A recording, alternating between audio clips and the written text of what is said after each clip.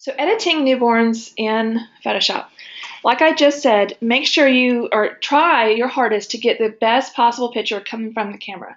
So work on your exposure, work on your white balance, work on focus. You know, if the baby's out of focus, baby's out of focus. You know, you gotta work on that. Work on your composition with blankets and things like that, and posing. You know, work on that. So spend some time, as much time you spend editing, also spend time improving your skills with your camera and composition and things like that and posing.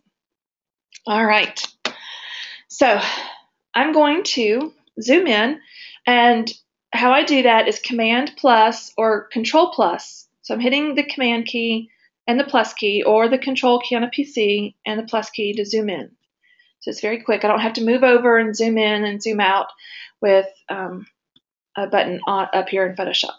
And I'm going to move around in this picture by holding down my space bar. So see how my mouse is a circle right now?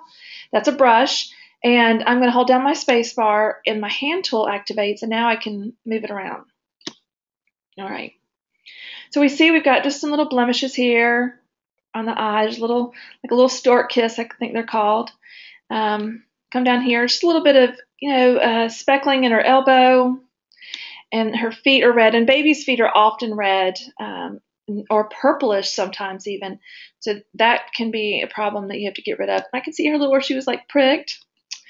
I love babies. Okay, so I'm going to get started. We're going to use the Luxe Newborn. And if you've never installed Actions before in Photoshop or in Photoshop Elements 11 through 13, it's very, very easy. When you open up the Action panel, and if you don't know where the Action panel is, go to Window and Actions, and it'll pop open for you. The top right-hand corner, there is a little tiny triangle with some lines beside it. Click on that and come down to Load Actions, and then it will navigate to wherever you saved them, and you go in and click on the .atn file. And that's what I did. So here they are. So now I'm just going to back up a little bit so you can see the whole picture.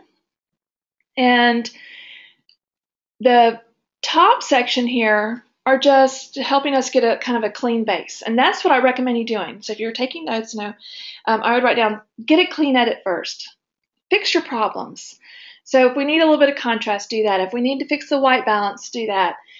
Don't set in on smoothing the skin. Don't set in on creating a bunch of artistic looks. Don't do that. Get yourself a clean edit first, which means making it look the best it can be, but still look like it came from the camera. All right. Okay, so fresh start base.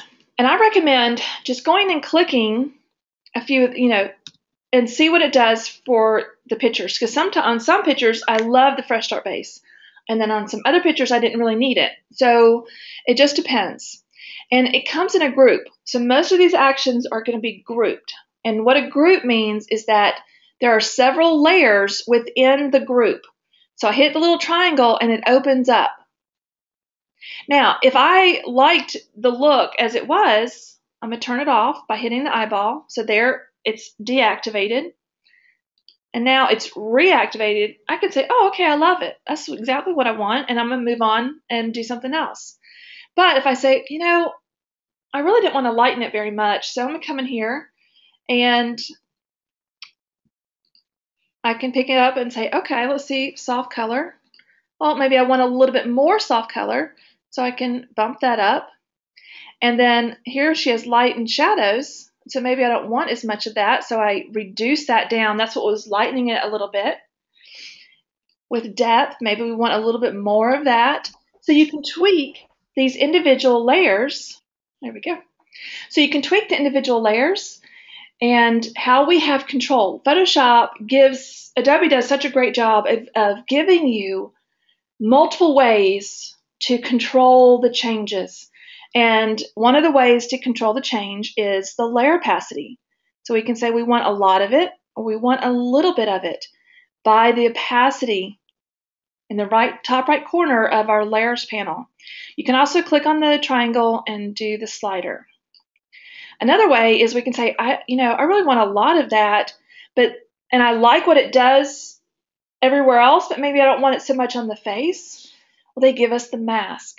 And what that means is it's like an opportunity to hide some of this change that is being kind of like globally applied to the whole image. And I can take a brush, my brush tool's over here in the toolbar, and I want it black because black is going to hide or conceal. Black conceals on a white mask. Our mask is white. And then we have our brush opacity. And I'm going to lower it down just a little bit. Make my brush bigger. How I make my brush bigger. I'm going to go through some basics here. So if you're more advanced or intermediate, just hang on while I set some groundwork for those who are new to Photoshop, because I know we have a lot of people who are new to Photoshop tonight, and just give some basic keyboard shortcuts for them. So I make the brush, which is a circle, okay? I make it bigger by using the right bracket key on my keyboard. If you look at the letter P on your keyboard, the letter P as in Paul, and go to the right, there's two bracket keys. We have a right bracket key which makes it bigger and a left bracket key that makes it smaller. All right, so then if I brush over, wherever I brush over, it's going to hide some of that change. And you can see it shows up as a gray right here. If I had my brush opacity at 100%, then it's going to hide all of it. And then what you see here on the mask is even darker. It's like a black, isn't it?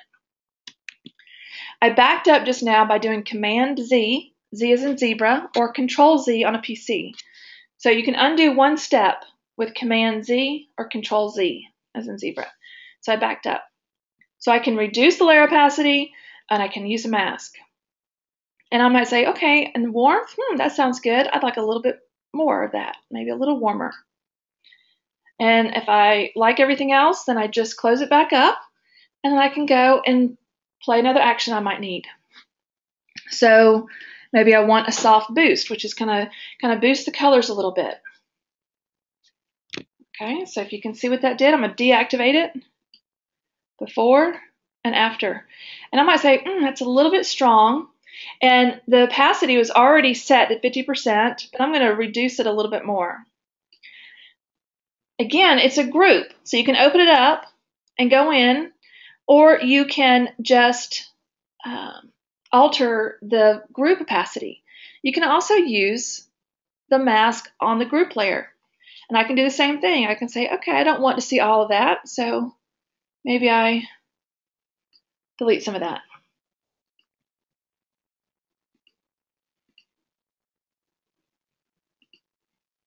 And one thing I want to do really quickly is on here. So I just want to hide a little bit of this up here.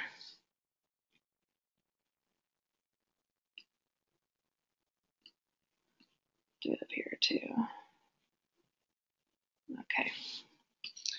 We'll work that out when we use the blanket fade. And I know that I see some questions, and I will get to those towards the end. You may have somebody that is able to answer them who comes on and types in an answer to you, and that would be Laura or Carlin. And so if they can answer it right away and not wait for me, then they'll probably do that. So check back in that question box because somebody might be answering you, or they might wait for me to answer it at the end, which is great too. All right, so now I'm going to go through. And you can just choose, and we'll use some of these in other pictures. So I'm going to go on down, and I want to kind of tackle these red areas, okay? And we come down to skin brushes. Now, I like how they did this because it is like a brush, but it's going to be using a layer and just the basic white or black brush, okay? It's not like you have to install a custom brush. If you're new to Photoshop, that can be overwhelming because you're thinking, well, I don't understand.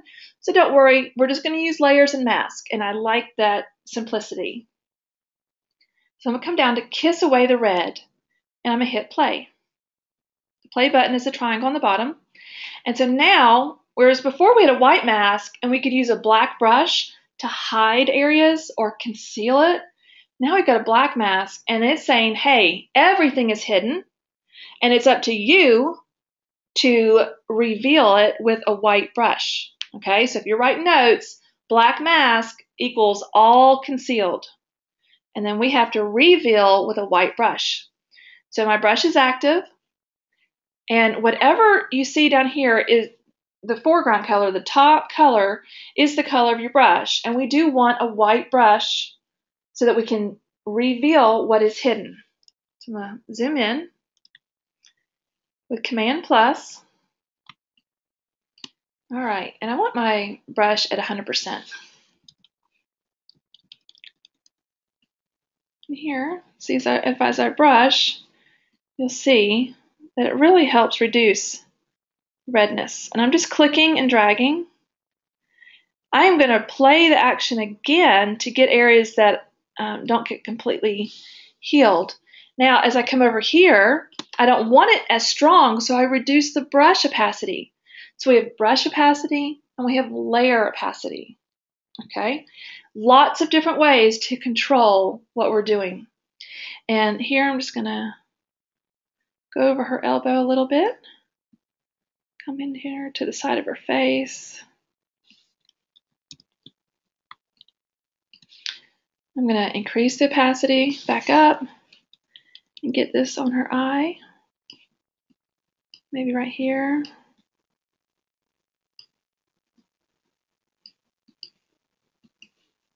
Okay, I'm going to deactivate it. So there's before. Do you see all the little spots? Now watch them disappear. If we look at her feet, before and after. Now I'm going to play it again to tackle those feet again. And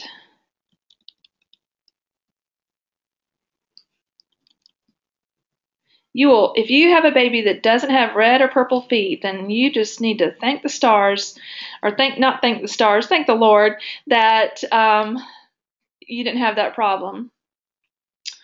All right. Okay. Because I have had some where it's almost just like a magenta purple.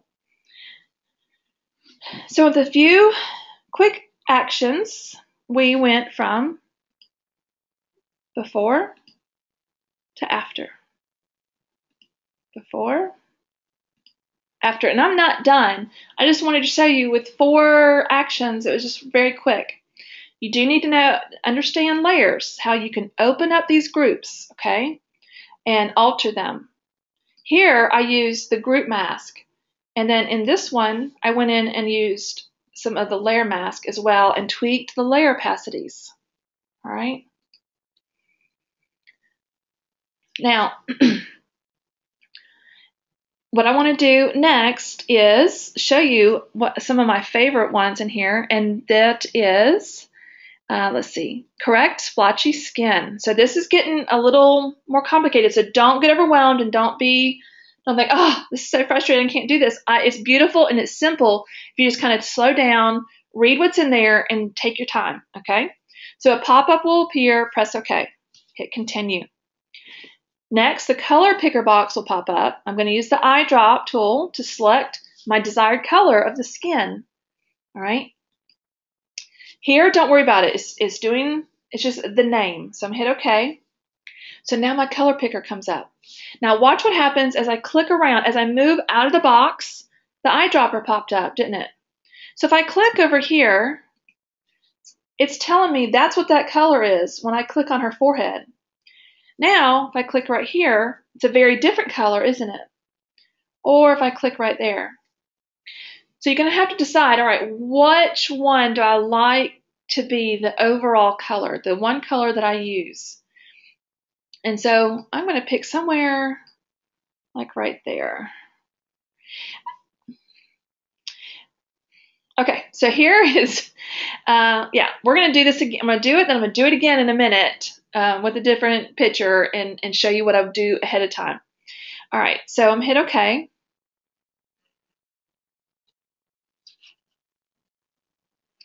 And now we have a black mask in a group. And I just leave this one closed up, and I'm just going to use the group mask. I'm going to close this down.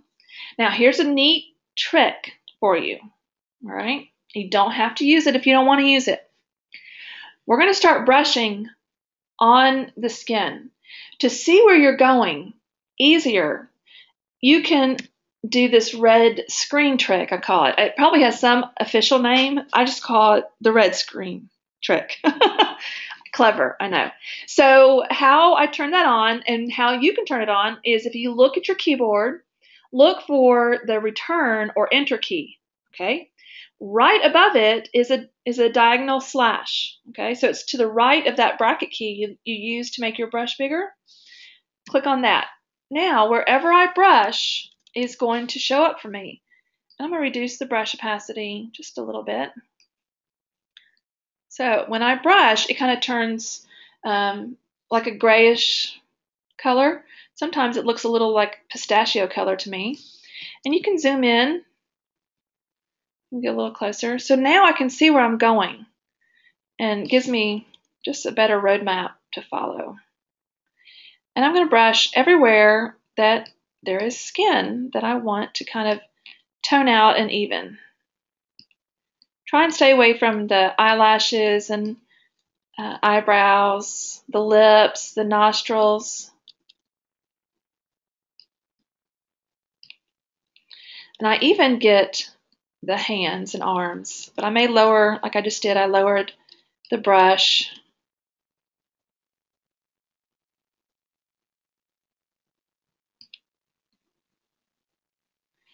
If you get an area that you did not mean to get, okay? If you hit an area, and I'm even going to get this back area of it here.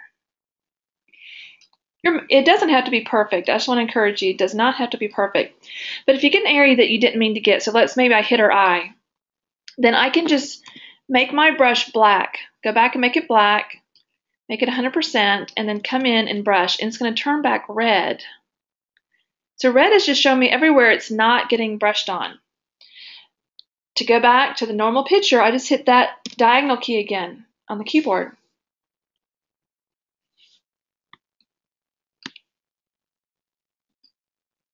And it's a slight change. So I deactivate it. There's before, and there's after. And you can kind of see how it lightened up the area right here.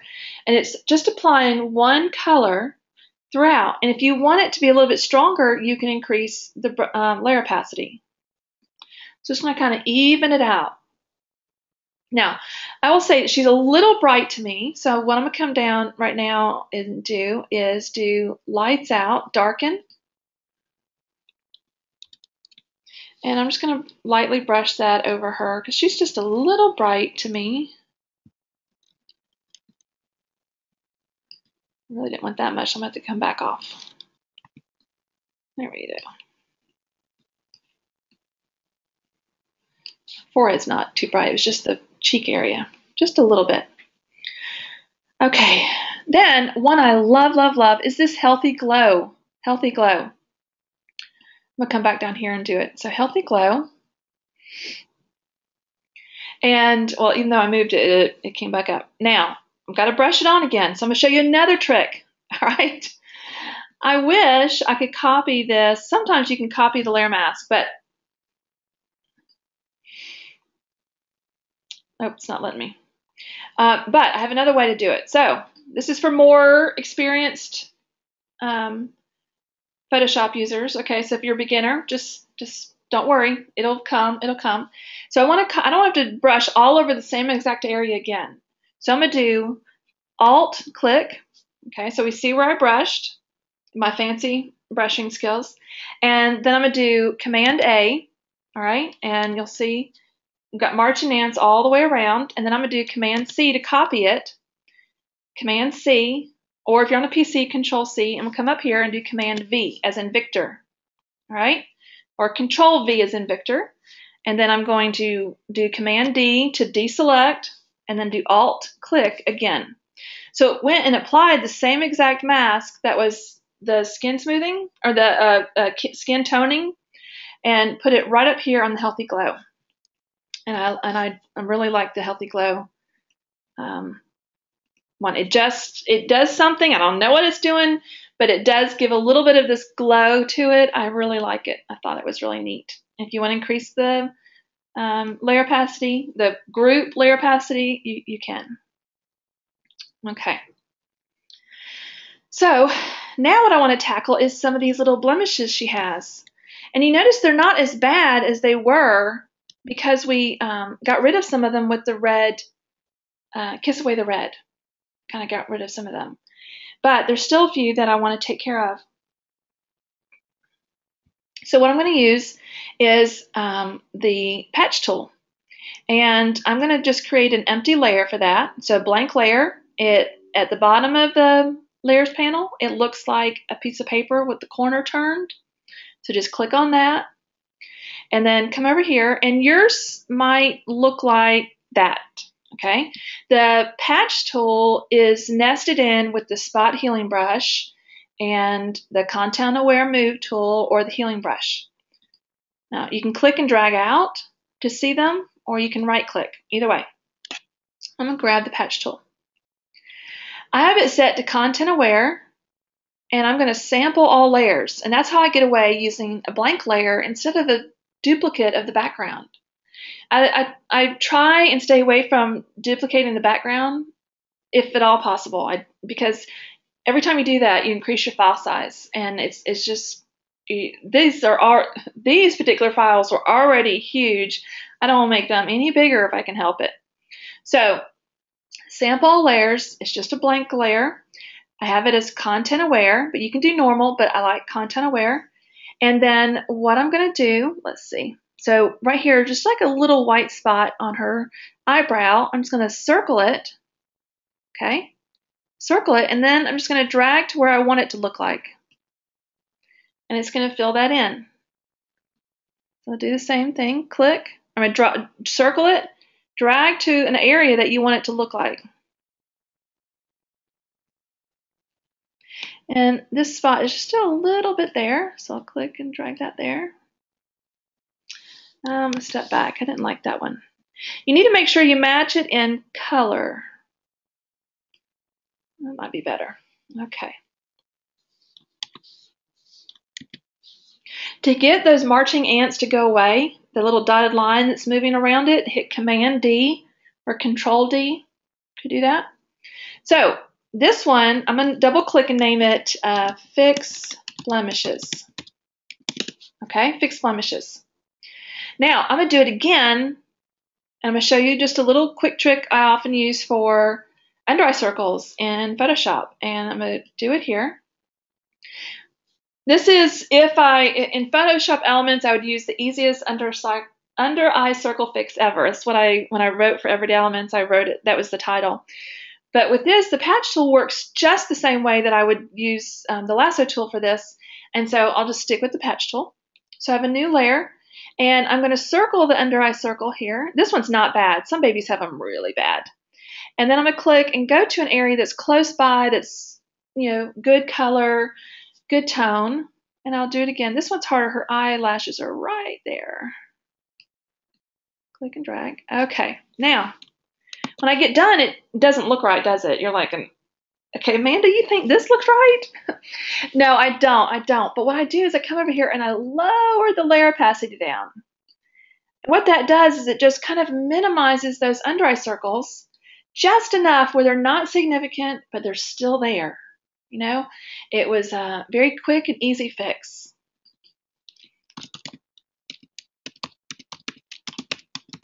Okay.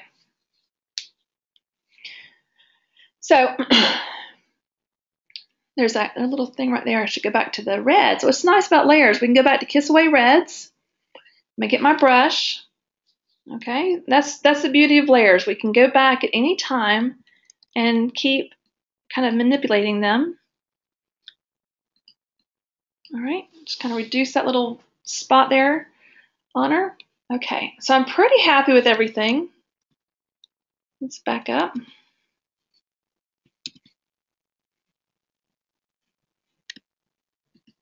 There's before, there's after. And now I want to smooth the skin. So I wanted to take care of all this first. I love what the smooth the skin does.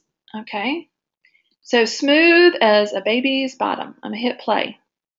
It says it's going to be flattened for optimal use of the skin smoothing action. And go ahead, hit continue. It is creating a snapshot in your history panel. And a snapshot is like a moment in time that you can go back to. So we had all these layers open, right? When the snapshot gets taken, it's taking those open layers. So if we need to get back to the layers and say, oh, well, I'm just going to have to do it. There's so much I needed to do before skin smoothing. So I'm just going to go back to this point in time and let's go forward there.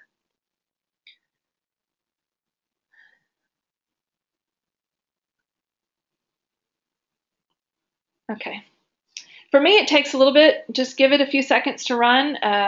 If you have a super duper faster computer, it may go really quick.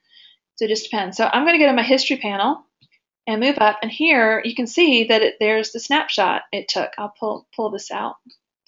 And there it's flattened with the skin smoothing. But if I go to the snapshot, see the layers?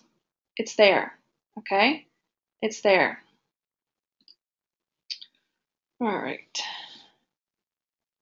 Put that back in there. So I need to click back on, because I moved off and I did something else, it kind of lost the mask. So I need to go back and click on the mask to be active. That's important. Don't start brushing and doing stuff thinking you're making a change without going ahead and making sure that mask is kind of outlined. And so now I'm going to brush on it. I'm going to do the red screen trick again. Now, as I did this, my brush turned black. And I'm going to brush with it so those who are new will see that no change, nothing's happening, because I have a black brush on a black mask. And you need the opposite. So when you're working with a white mask, you need a black brush, opposite. Black mask, white brush, opposite. You need opposite. So I'm going to hit X on my keyboard. So now it's a white brush. And I'm going to get lazy and show you my lazy trick here. So I just do it all if I don't feel like being super careful. And I'm being quick. I'm going to reduce that down, maybe get her feet a little bit. Just a little bit. Now, I don't want skin smoothing blurs out and softens. We don't want that for the eyelashes and the nose and lips and even the creases, do we? So I'm going to hit X on my keyboard. So I have a black brush, which is now going to conceal back for me. We can go and go over the areas that we don't want to be smoothed. I know it looks weird, but it works. Don't want that. And then we'll get these little creases.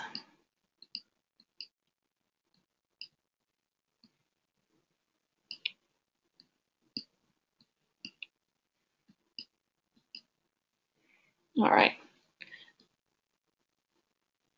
Like that. I'm using a mouse. Normally I use a tablet and a pen, so I'm not as efficient with the mouse. And we'll zoom in. There's before the skin smoothing, and there's after. If you decide, oh, it's a little too smooth, then you can reduce the layer opacity. But I've got to tell you, for these baby pictures, I have found that this skin smoothing is perfect. It is really, really a lovely skin smoothing action. Okay. So we kind of have, I feel like I've got my clean edit here. I'm really happy. I can do other stuff. I just don't have time because I have some other pictures I want to use. I could work on her lashes and do her lips, but I'm pretty happy with what we have. And if I take a snapshot real quick, we'll do that. And so this is before, and there's after. Okay, after and before. And there's other stuff we can do, and that's what I'm gonna name this. So you can double click on the snapshots and do clean edit. All right, go back to layers. I'm gonna flatten it.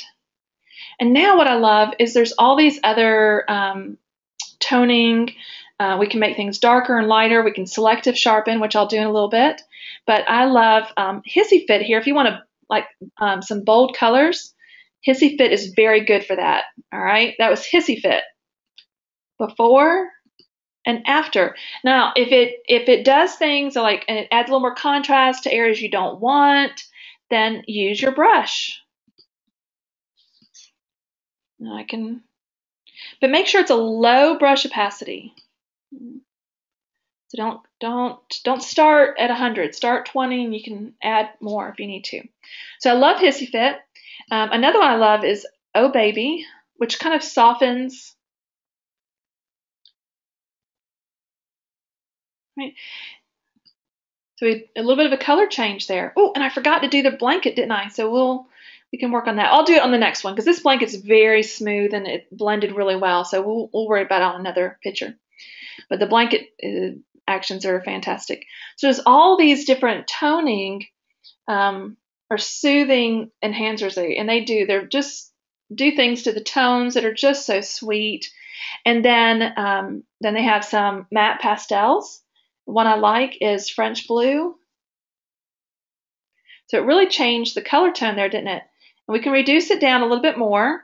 And if I didn't want it on her so much, then I can conceal it with a brush if I wanted to. And then down here, so just some great color actions. And then they have some phenomenal black and white that I just love. So there's Sweet Milk and Sebastian. We'll do that one. What I like is so it has a black and white layer, and then it has like the creative touch. And then you can reduce it down if you don't want, if you feel like, oh, I like it, but it's a little strong, then this is what's enhancing the black and white, and you can tailor that. Let's do spoiled early. Okay. I did something wrong here. There we go. So there is Honeybee. Do set down a little bit. So we'll do some black and whites again in a bit. But the one I love for this picture is Hissy Fit. I think it's fantastic for that one. Okay, so let's work on this little picture right here. This little fella is so sweet, so sweet. And he has lots of little blemishes, so I thought it would be good to work on him and do some eye whitening. He's got his eyes open, and that's kind of rare with newborn pictures, isn't it? So I wanted to use this picture because I love that his eyes are open. Okay, so I'm going to first come up here to the fresh starters. Again, kind of give yourself a clean edit because you may, if you're taking pictures of your own babies or for friends or clients, they may want clean edits, or they may want softer tones or vintage tones or bold, very ultra colorful, or black and white. So doing those snapshots will give you a chance to be able to provide all of them because you can save from those snapshots. Okay. So here I'm going to start with a soft boost. And it's a nice little soft boost. I really like it. If I needed to lighten, I can do light bright, but he's already bright. Okay, so that's if you have an image that's a little underexposed, use light bright. But I didn't need it, so I'm gonna hit delete. If you have an image that's kind of too bright, this highlight formula kind of tones down those highlights. And he was just a little, that worked for this. Some areas on his forehead were a little bright, so that's good. If you want to tone down the color, you can do hushed color. I'll end up deleting it. But see how it kind of toned the color down?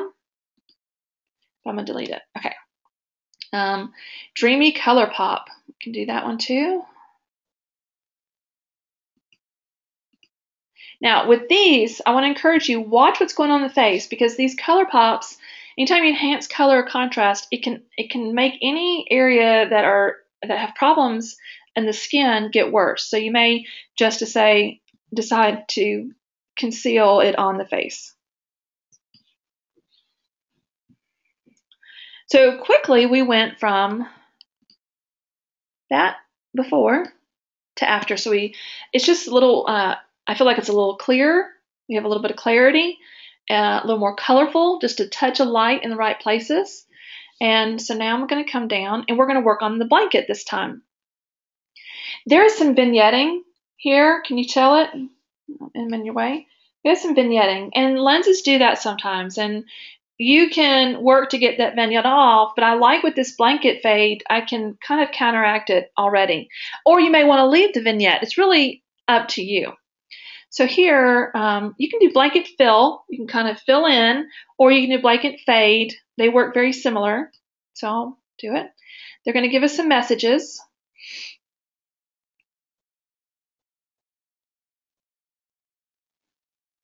Pop up will appear. Okay, thank you. Use the color picker to pick a spot in your backdrop color. You can name your layer. So here I'm going to click, and so see how the color is different down here as it is up here. So just kind of decide what color you want to use. All right, now you just use a brush and you brush that on. And I will use a stronger color at the top, and then I'll kind of reduce my opacity. Not strong color. I'll use a stronger opacity at the top. Oops. And then tone it down as I go down.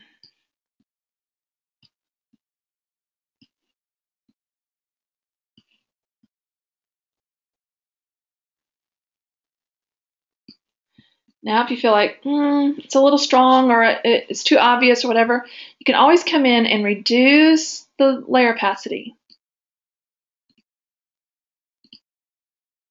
It's kind of just blends that together a little bit.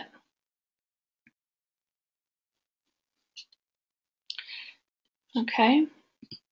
If we wanted to change the color, I think that's a big thing, right? Like it's a very helpful action in this one. So I'm going to show you how you can change the blanket color. So I'm going to delete this one and do change blanket color. Okay, got some pop-ups to go through. Color picker will come up. So take your time when you first start using any actions at all. If there's messages, the person who designed them, they left you a message for a reason. You really do need to read it and kind of think about what you're doing until you get the hang of things. Okay, so now I can pick a different color. And I could come out here and maybe pick a color in his hat. Try that. Or I might, if you already have a color you want to try, some, just depends. So I just picked one randomly. And then it says you will need to flatten your image after using this action to retain the blanket color. A snapshot has been captured in your history panel in case you have to go back to a pre-flattened state. Thank you. So now we're going to use our brush. All right, so you can see as I brush, I'm going to use, it's a soft brush right now, which I'm okay with. As I get closer in, I would make my brush a little harder. All right.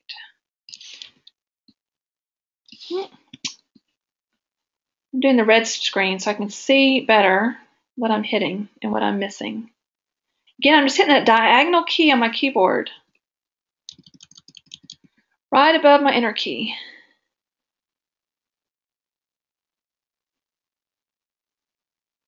Okay, because we had a black mask and we needed a white brush to see the color change underneath.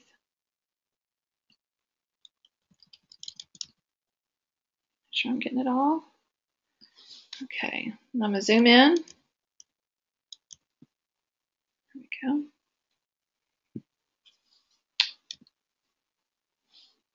And once I'm zoomed in, it'll see what I've missed right up here.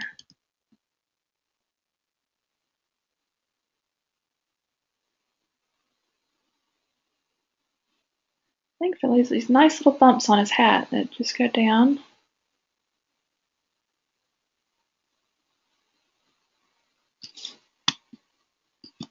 I'm not saying this is a better color to choose. I just chose this color.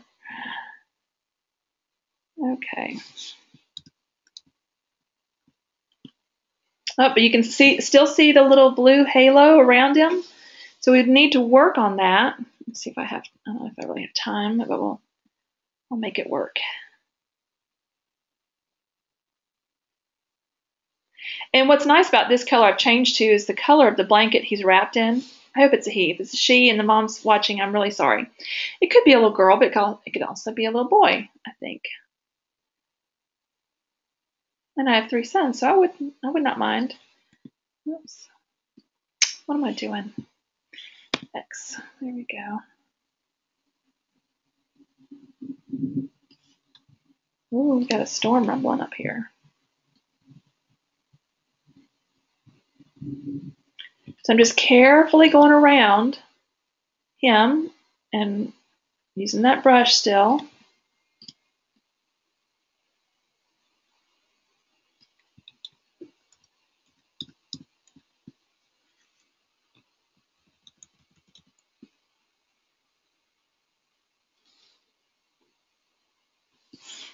I think that's pretty good. So we went from that color blanket to a very neutral color blanket. Isn't that cool? Now I see how I kissed his wrap. Do you see that? Where it's kind of, you can see the color coming on that. That's okay. Just make it a black brush. Make sure it's 100% and come in small and just go back over the area. And we're going to, by using a black brush, you're concealing whatever got on, because it was a soft brush I was using, so it was going up on it.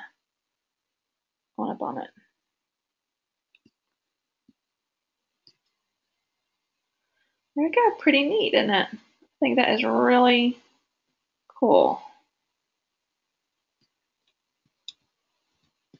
Very cool. Now, the blanket color that was already there is better. So I won't keep it. I will probably, let's make a snapshot of this one though, because, oh,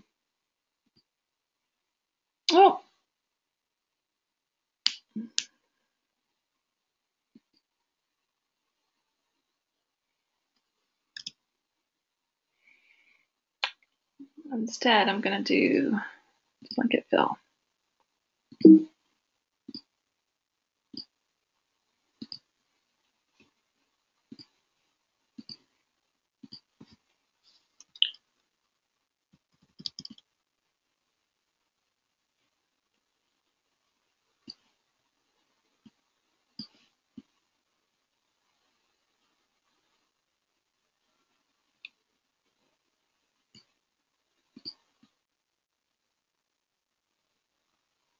All right.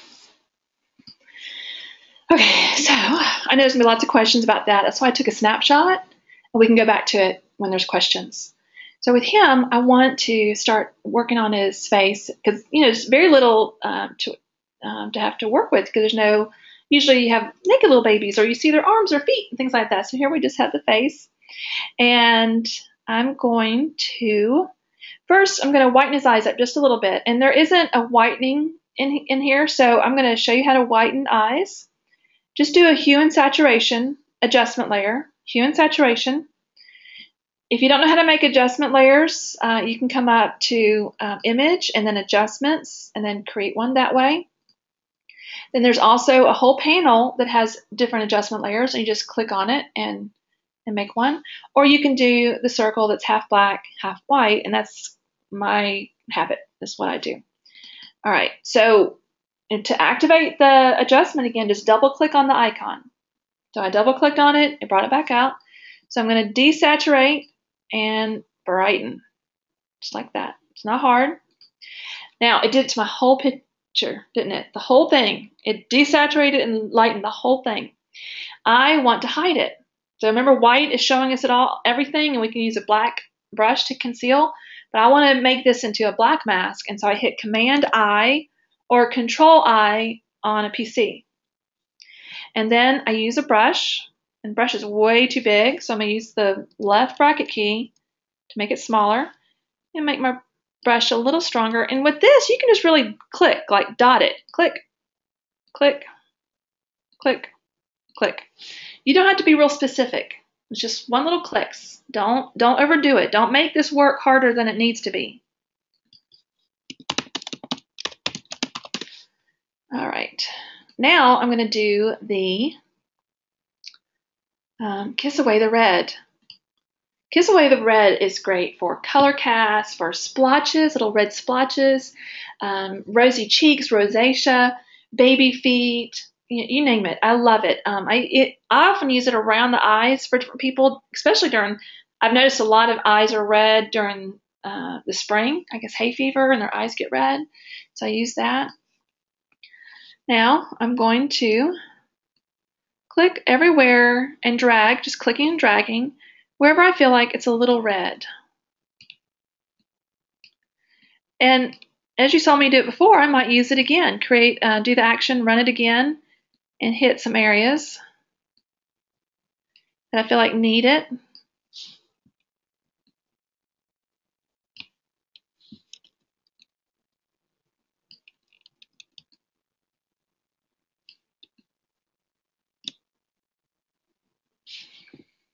All right, I think that's good. Now I'm going to use an empty layer, a blank layer. It's going to be like checkerboard. And I'm going to use the patch tool. I like content aware. And sample all layers. Make sure that is checked. If you're new to Photoshop and you're thinking, wait a minute, wasn't the opacity up there just a minute ago? This is your tool option menu, and it will change every time you change a tool, because the different tools have their own little menus, and they're put up here in Photoshop. So if I go to the patch tool, then these are my options, and I am going to zoom in, Command plus, and I'm just going to circle these little blemishes, and then go to an area that I think is an ideal spot to be copied for it. That's what it's doing, is it's copying it. He has lots of little baby bumps.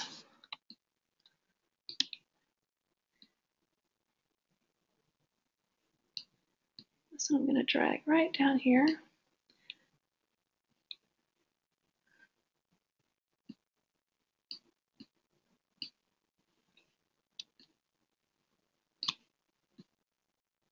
Okay, I don't want to spend too much time.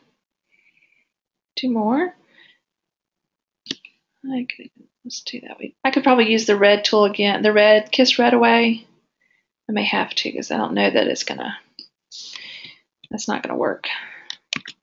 Okay.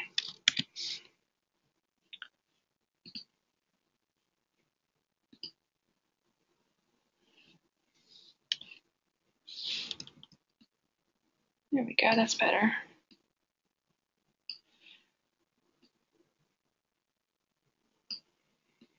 The Kiss Red Away works really, really well.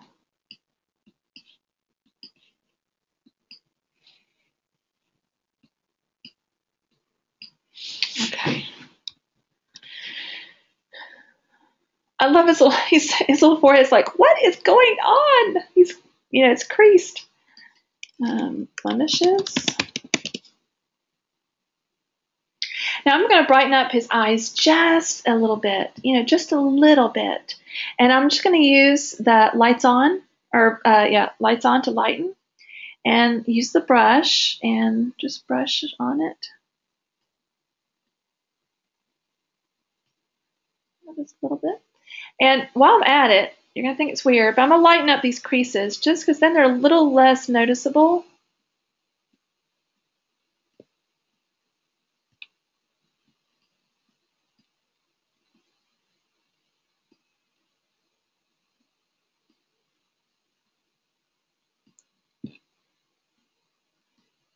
The brush was kind of low.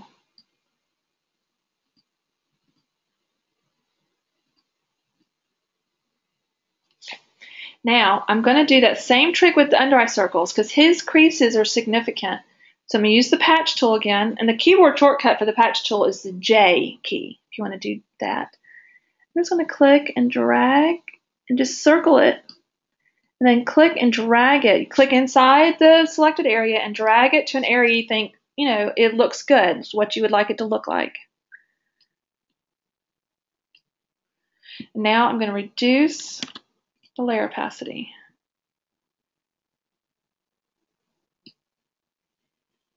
Okay. And just to be quick, I'm going to do, let's see, correct splotchy skin.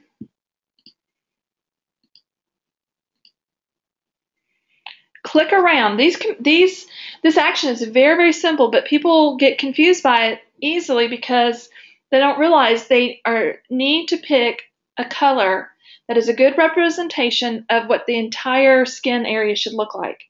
So if you click up here, see how dark it is? Because this area is in the shadow. If you click down here, it's a lot brighter. So you really want to kind of get somewhere in between. And I know this forehead is super bright as well, so we may not want to go all the way up here. So I'm going to click somewhere. It's awfully rosy, but that's okay. We like babies to be rosy, don't we? We can also click this cheek. That's a little too rosy for me. So I'm just clicking around until I find something I think, okay, this is a good balance between the brightest and the darkest, or the neutralist and the rosiest. I feel like, okay, this is a good balance. And then I brush with my brush, and I turn on my little red screen, and I look at my brush opacity, and I think, okay, that's all right. Well, maybe a little bit more. Oops. Didn't mean to hit that area. You could, and it wouldn't. I don't think it would hurt anything. Just so a little bit of hair up there. I'm just clicking and holding down my mouse. I can let up and then click again, and that works.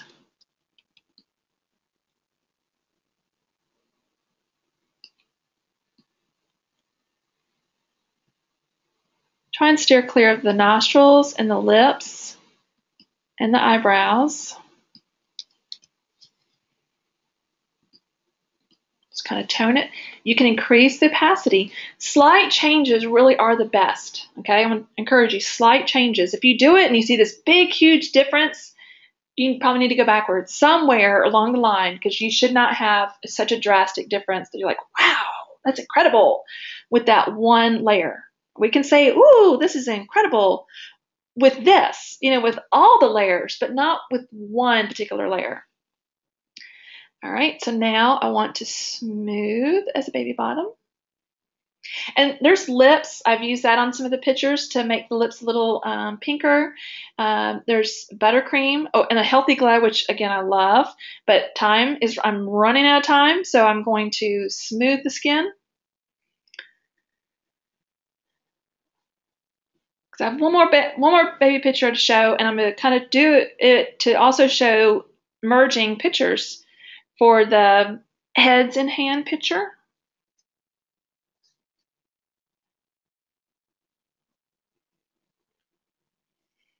The skin smoothing action's a little slow, but don't be alarmed. It's working.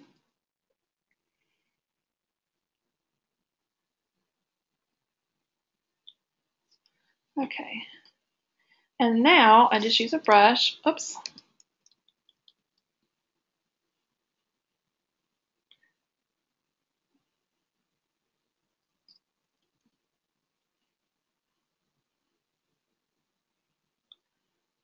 And you can get real particular if you choose. If this picture is going to be blown up really big, then you may want to get real particular. But if it's not, then my lackadaisical brushing skills here will work just fine.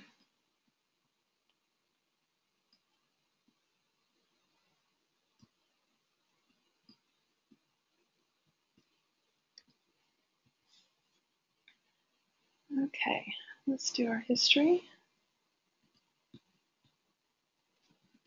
The before and after. Before and after. And there's 60 actions in this set. There's no way I could show you all of them. But hopefully I'm showing you how you can use them, along with knowing how to use the patch tool or the spot healing brush, which works very much the same way. The brush, changing your brush color, using the layers. Now, to really come up with a beautiful picture, I wanted to show this. So this is a head and hands picture, right? And we're going to go, nope, I want the layers. I don't know that I have time to show you everything because I'm already at 7 o'clock, but we went from this before to this after. If you zoom in, this one had a lot of color issues on the skin because of the blanket and such. So there's before. We're getting, because of that peach blanket, we are getting a lot of color back on her, and that's not how she should look. So I use the color balance to work out that a little bit more. And maybe I'll turn off everything and do it one at a time. So I worked on the color balance. I'm going to do this first, and I'm going to show merging these pictures to get the heads in hand. Because I promise no baby will just sit up and propped up like that, or at least not that I have found. Okay, so I worked on the midtones, and there was too much red in her skin, and I really had to kind of play with it. To be honest, I had to really play with it. So I decreased the reds, pulled them over to cyan, and tweaked the greens, added a little bit of green, and pulled the blues back so it went towards the yellows. And then I also did it for the highlights. Okay, and I can turn that eye, that's before, and that's after. That's with the color balance. Now, because different pictures have different issues with white balance, you're not often going to find an action that can do what I just did with color balance with every picture. You just can't, because there's different, like this had a peach blanket causing the skin to get this extra cast on it. Or if you're outside and the grass reflects green, or if you're standing next to a blue wall and you get blue cast on the face. So it just depends, all right? And use that color balance. If you're in Photoshop, if you have Photoshop Elements and you're watching, I will say that everything we've done tonight you can do in Photoshop Elements except for this. Color balance is not available in Elements, and it is an amazing tool. So if you can afford to go up to Adobe Photoshop, I feel like that one tool, that one adjustment layer is worth it. I love color balance. Okay, so I went from that to that. Then I used the highlight formula, tone it down a little bit, and then I lightened. So this is one thing I want to show. So here, there's definitely less light coming in from the right. It was most likely window light coming in from the left. Window light coming in from the left. The right was darker. And so I used the lighten action. All right, and let me show you that. I'll do it again. And I used the gradient tool. And I think that everybody should know how to do this. So I'm going to turn it on.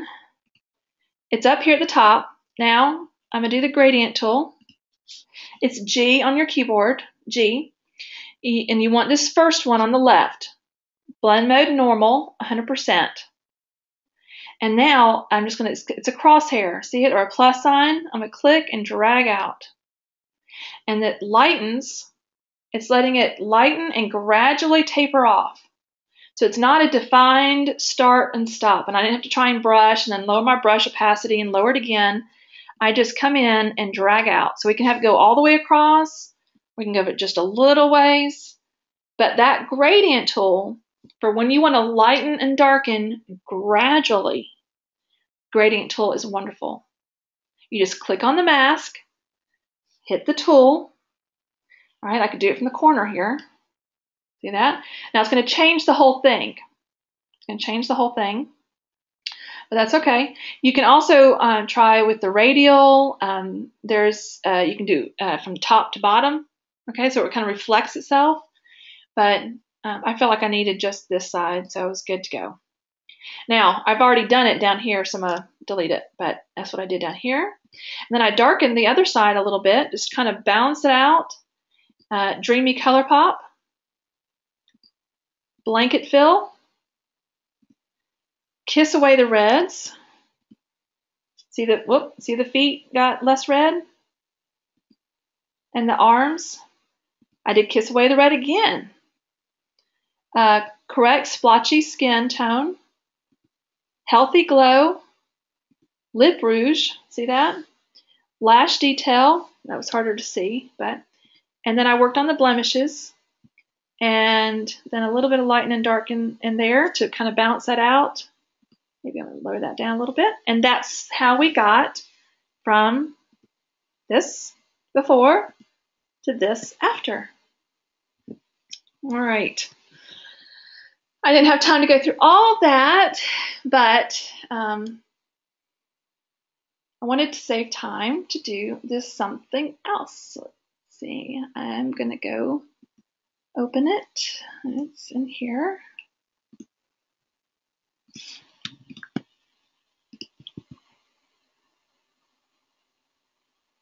Okay, so these two pictures simulate somebody, and I don't have the pictures, but you could probably Google it online, how to do baby's, head and hands picture or whatever. They take one picture with the mom helping and holding the baby's chin up right here, so that there's nothing showing up top, nothing. And then they take another one with the mom holding the head up top, okay? And then they're going to merge them together. Now, I want to be very clear. I have never taken a picture like this myself. I've done some newborns, but I've never done this myself. Just seeing how people have done it online, I'm going to share with you, because people who are newer to Photoshop don't realize that they can bring those separate pictures in as layers. All right. Since I already have them open right now, actually what I'm going to close one. All right. So I've got the chin. Now I'm going to come down and we're just going to place it. Place embedded. And what did I say I had? I had chin. So I need the head. I'm going to place it on top of it. There we go. So now we have two layers. Do you see it here? We have holding head and hand on top. Then we have the holding chin. Holding head, chin on the bottom. It's our background. When I activate this top one, it's now hiding the bottom one. So we can't see it, can we? So all we need to do is use a layer mask and conceal one area of that image.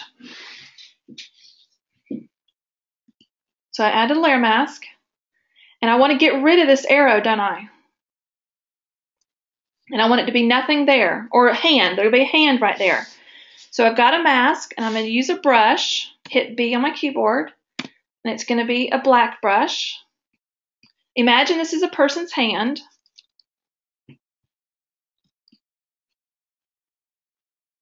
And there it goes away. Because now what we're seeing is we're seeing this area below it. Okay? Hope that makes sense. We're seeing, because we have a white mask, and now we're hiding that one arrow. Let me go back. See it? Imagine that's a mom's arm, elbow and hand. And when I brush over it with a black brush, it now hides her hand, and we're seeing what is down below, this area down below. I hope that makes sense. And then you just flatten. If you're newer to Photoshop, a very easy way to flatten is layer the top and down to flatten image. And then you have your one picture that you edit. So when somebody, let's see, where is it?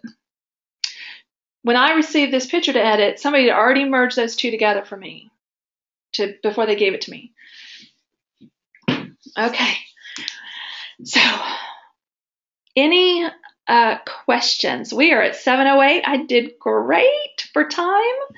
So hopefully we have time for lots of questions. Okay. Let's see. How do we make the snapshots after doing the actions? Where can I see the snapshot, and how do I work again with that snapshot if I forgot something to do in it? Okay, good question. And so how to make the snapshot, how to find it again, all right? So let's go into this. So if I want to make a snapshot right now, I'm going to go to History. And when your History panel, if you don't know where it's at, go to Window and then History. So mine's hiding right now, so it's nowhere that I can see. I'll go up to Window and I'll go down to History, and it's going to pop out the last place it was left. Okay, the last place I left it is where it's going to pop up. In the bottom right-hand corner of the history panel, there is a trash can, a little camera, and a little piece of paper with a plus sign. And I am going to hit the camera, and it gives me a little snapshot. And so I can double click on it and say, clean edit, just like that, clean edit. After I flatten, I can, so now I'm just going to come back over here and we'll flatten it.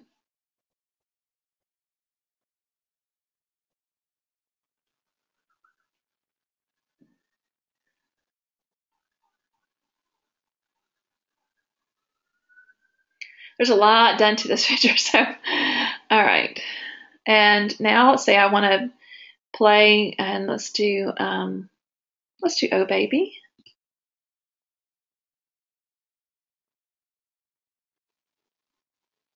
Okay, I really like Oh Baby, it's so sweet. And Hissy Fit, those are two of my favorites. And then the black and whites, my Sweet Milk is my favorite. It's just beautiful. All right, so now I've got Oh Baby, and I could do some other stuff. So somebody asked about eyelashes, which I think I've already kind of altered hers a little bit. But with, we'll do lash detail, click it. And it's a layer that you use a brush with, and a black mask and a white brush.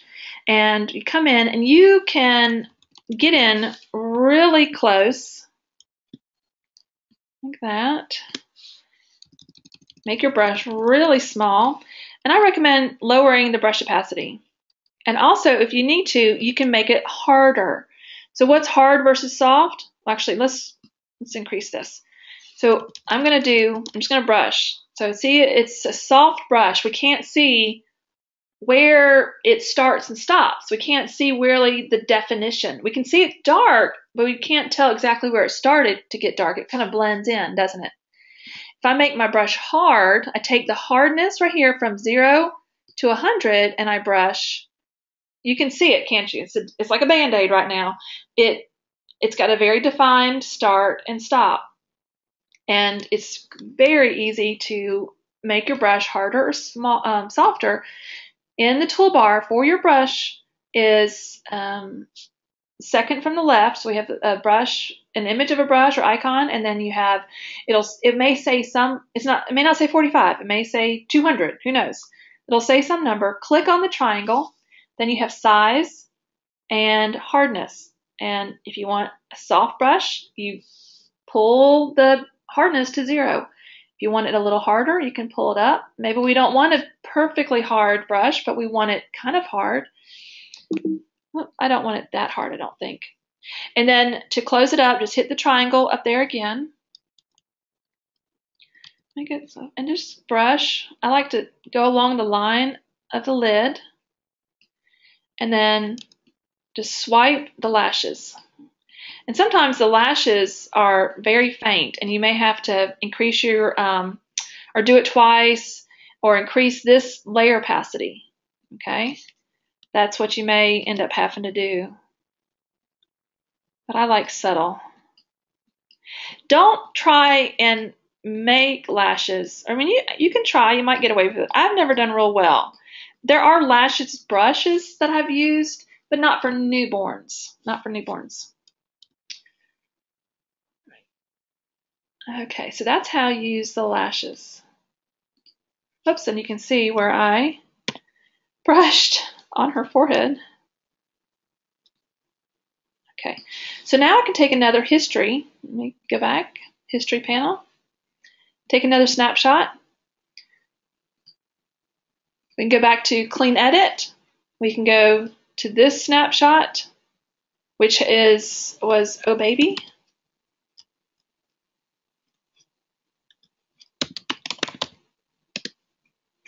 And if I say, okay, this is what I would like right now, I want this one, I'm just going to flatten it. And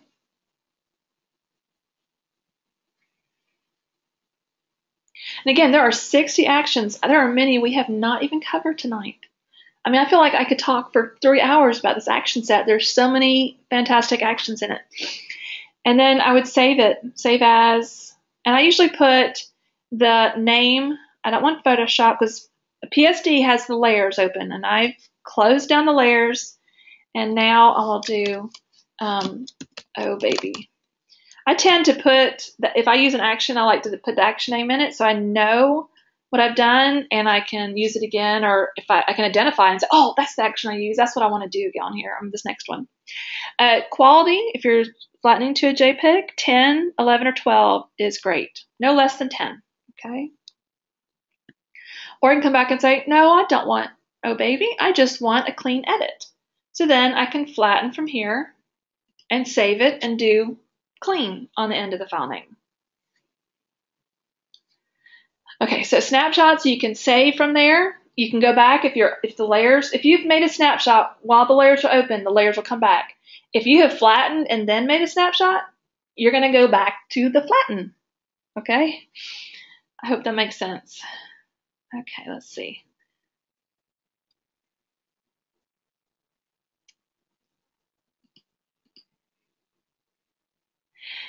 Let's see. Yes, I can copy. I can go how they asked how to copy the mask from one layer to another. So let's do something. Let's just do where I brighten the face a little bit, which I really wouldn't. She's bright enough, but let's do that.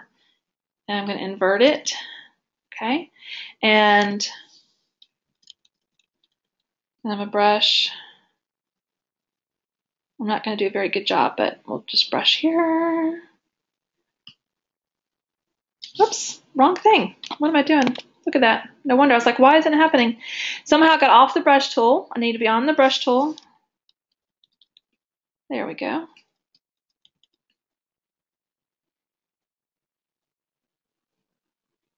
Okay. Again, not that that needed it. Just doing something. And then if we wanted to pull this back over here into my history or my layers. And now if I say I wanted to do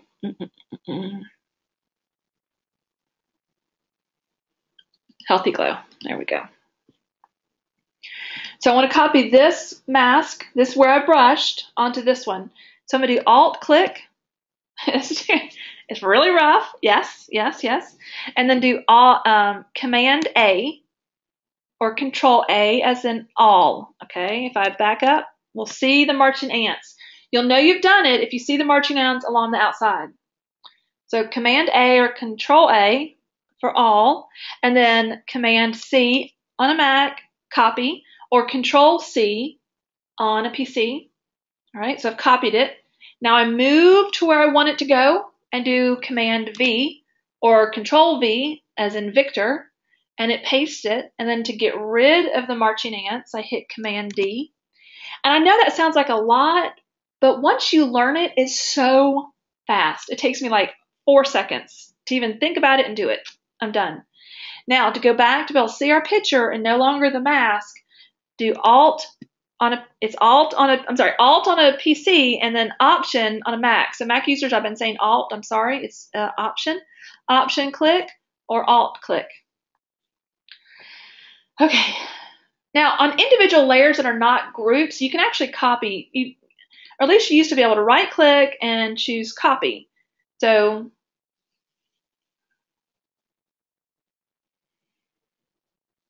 you used to be able to. I must be losing my mind. But you can go back to the old way before they had that option, and it's the Alt click, Command A, Command C, up, Alt, Command V, Command D, Alt click. There you go. You got it. All right. Let's see. How do you take a snapshot?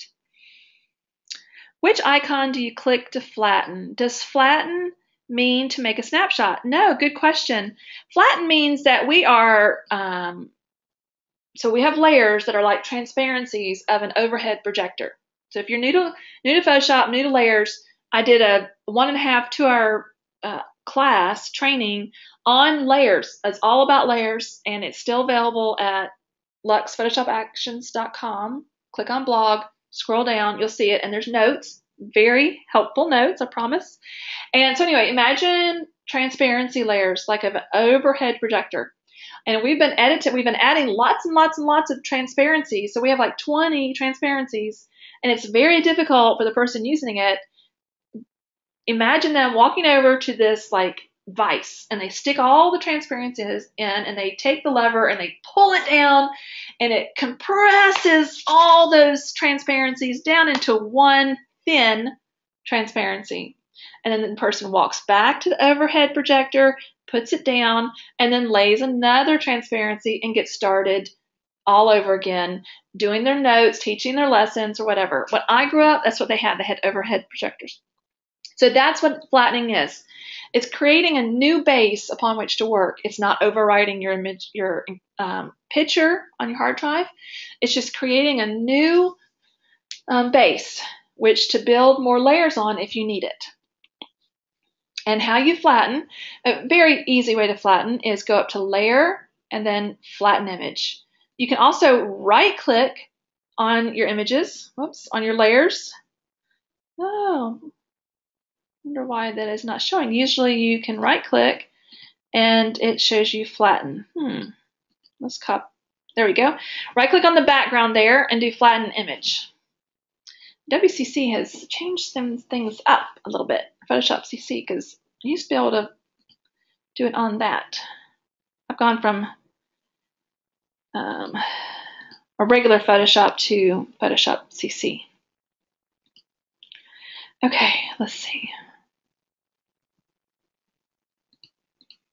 Will these actions work on any photos or subjects or just babies? Peggy, that's a great question. These will work on young children, on women, on boys, on men. Really, there's so much there that you can use whatever would fit, like all the skin smoothing and skin toning, the lashes, the lips, the cheek color.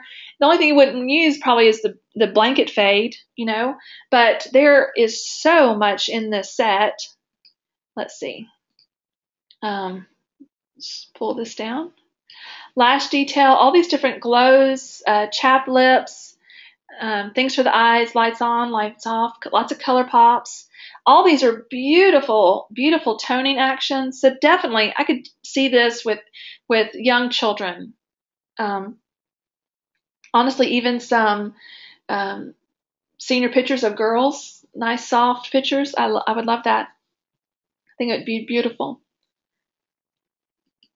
Okay.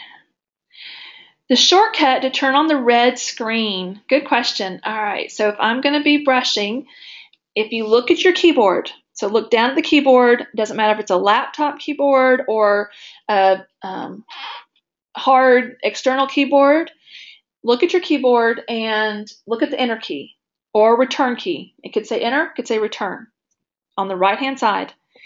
And then the key directly above it, it's a diagonal key, /. That is the key you click to make it turn red.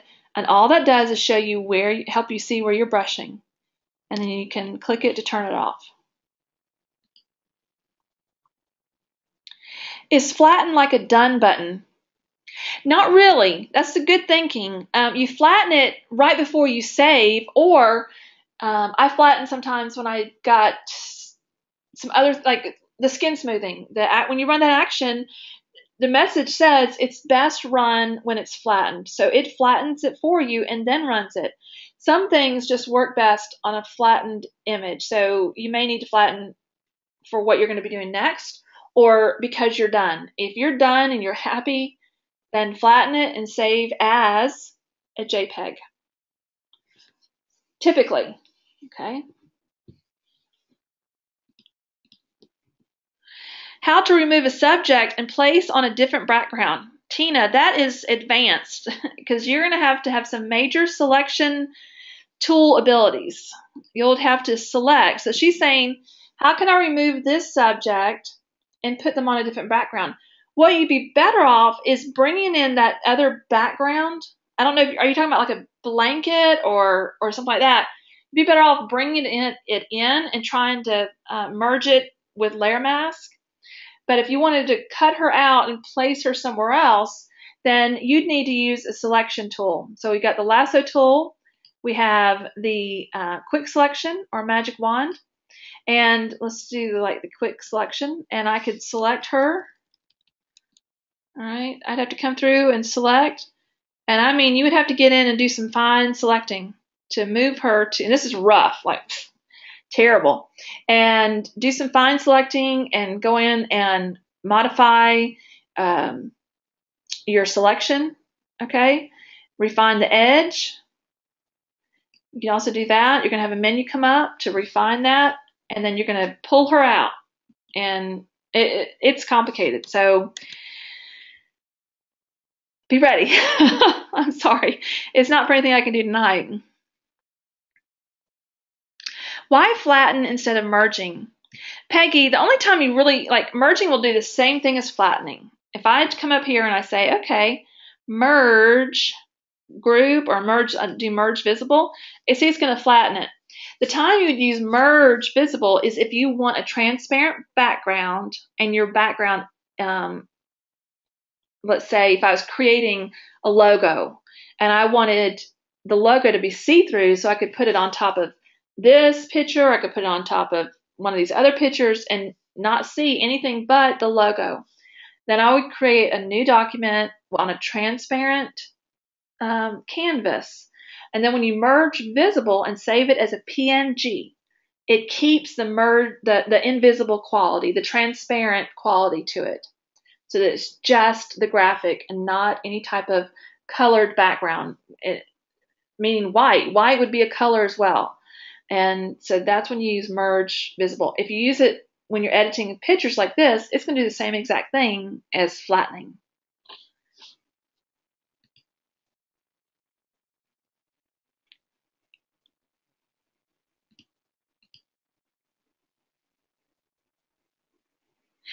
Sarah, I used levels. I did that to illustrate copying it. I didn't use you can use the healthy glow anytime. I use it usually after I do the toning action. Okay, I do toning and I do the healthy glow. That I was just illustrating how to copy the layer mask from one to another.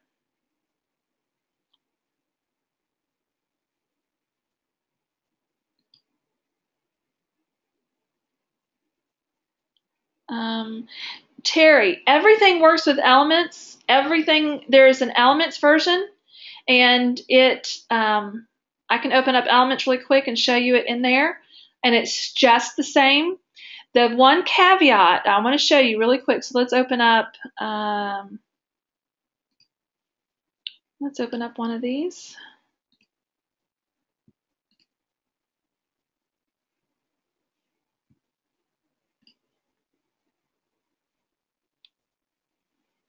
Okay, so you see it up here.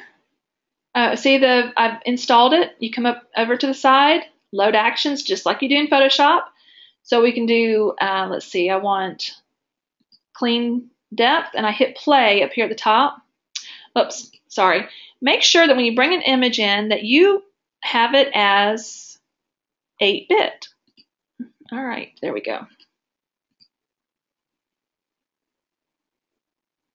So the group here, it has a little pencil and then a line through it, meaning we can't open it up like you can in Photoshop. But if you look at the bottom of the action set, it says Open Folder PSE Copy. Click on that and then hit the play button. It'll tell you need to be on the layer you want to open up and hit Continue. And now it shows us the different ones, okay? And you can turn them off and on to see which one. It's like it's a little dark for me, so I need to pull it down a little bit. Pull that down a little bit. All right, and then I want, you would use the layer mask too to do that. Now, I really liked it just, whoops, I didn't mean to do that. I would just use the group layer mask as often as possible instead of opening them up. You definitely can still open them up, but just know that that one is there at the bottom. But all the actions are there. All the same actions are there.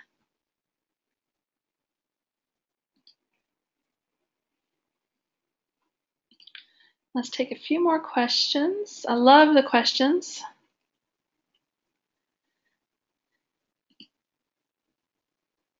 Do you still have your original if you edit on a flattened image? Good question, Cindy. You do have your original. So she's saying, do you still have your original if you're editing on a flattened image? So if I start editing again, let's do, let's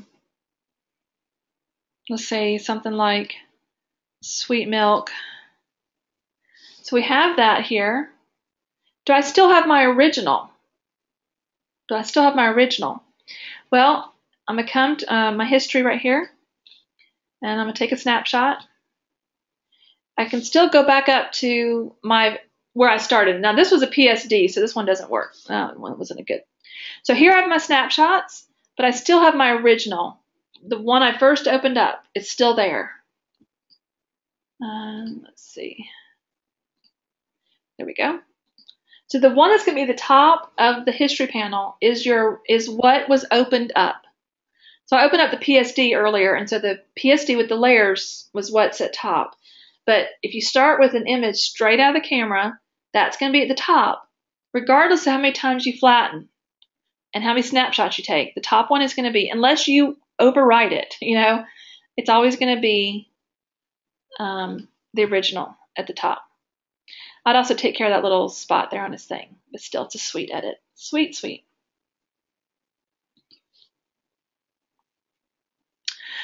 Let's see. Why would a PSD not work? A PSD would work. It's taken me back. So why wouldn't a PSD? Let me show you this. Because when I opened this up, I saved the layers. So this is the PSD as I opened it up. So if I close it right now, close the file, and then open it back up, it is showing me all the layers that I saved. I can turn them off, and there we see the original. I still have the original as my background because I never flattened, and these were all open layers that I saved. I hope that makes sense. Like if I had flattened and then started working again and then saved those layers, then no, I wouldn't have my original at all left to work with because I had flattened it. I had compressed it and created a new base. So all I'm left with here is the base, because I did not, the base I have is the straight of the camera because I did not flatten it and then do all these layers. I know layers, for new people, layers can be so tricky, but you just go through the motions. It will really, and honestly, that's how I learned Photoshop Elements. That's what I got started, is I started using actions. And it gave me the ability to use my program. Even though I didn't know what I was doing, I could actually get something done. Although I did write the person and complain because the action wasn't doing anything. It had black mask. I needed to do it. It had one of these. And so nothing was showing up. And I had to learn about layers and mask. And it helped me learn. And the more I learned, then I'm like, okay, now I understand. I get it. And it just gave me confidence and gave me a way that I just kept, I could use my program and learn it as I used actions. So anyway. If you want to take an edited photo from Photoshop to Lightroom, am I correct that I saved the Photoshop photo as JPEG? Now, Nancy, I'm going to encourage you to reverse that order. And I would love for you to take it from Lightroom to Photoshop and then back to Lightroom. And how you do that is take it into Lightroom, have it in your library, and all you do is right-click on it and choose Edit in Photoshop. It's going to create a TIFF file like these are, and then you bring it to Photoshop, you edit it, and then you just hit Save. You can leave the layers open or you can close them up. It doesn't matter. Hit Save, and then your edited picture pops back up in Lightroom. And the reason I say start with Lightroom first is because Lightroom has a far superior mode of organization. Like it really is better than Adobe Bridge. I know some people are firm Bridge believers, but Lightroom is so beautiful with management of a large quantity of files. And so I encourage people to bring them into Lightroom. Then if they want to edit in Photoshop, right click, edit in Photoshop. It's that easy. Right click, edit in. If you have Photoshop, Lightroom's going to recognize it. You don't even have to do anything. It's going to recognize it. Edit in Photoshop. It's going to open up your Photoshop program, and it'll open up the picture. You edit. Then when you're done, you hit File, Save, and it goes back to Lightroom. And then you can do whatever you need, but then all your pictures and all your edits stay in one place. Okay. The actions, Therina, these will play via the action player in the guided module, or quick, guided. And so that is a little bit trickier, but they will play that way.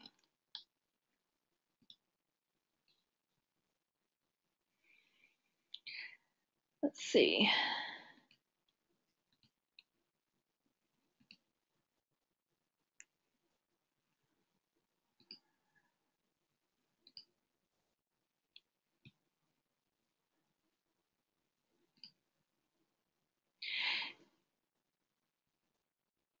Can you use blanket actions to smooth or minimize wrinkles on backdrops?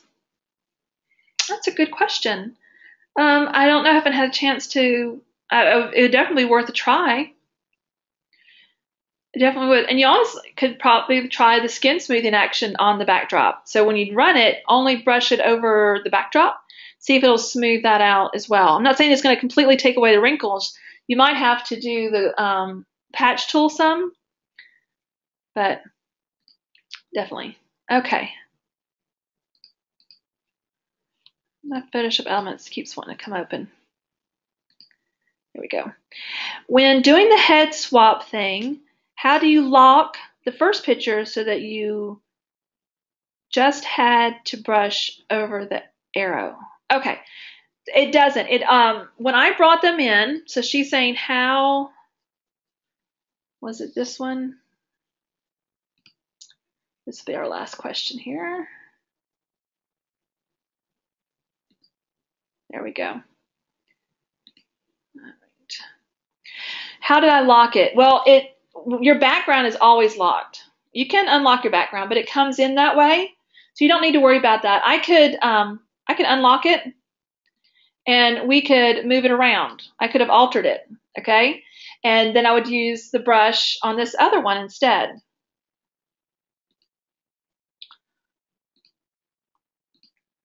Oh, sorry. So here we have both of them again. I just altered it.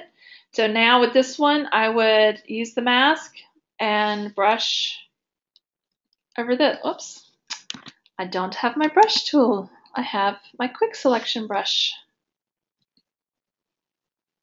Okay, just like that. So it doesn't matter which one is on top or bottom. But that, I mean, this is just how you do it with those hands. It's just that simple.